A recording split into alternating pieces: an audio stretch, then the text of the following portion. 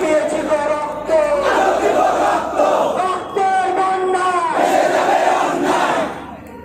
এই সূত্রপুর থানা যুব দল ব্যানারটা যেভাবে আছে এখনই ভাবে রাখেন, যেহেতু মিডিয়ার সমস্যা হচ্ছে, যখন শুরু হবে তখন ব্যানারটা লাইন ছাড়বে।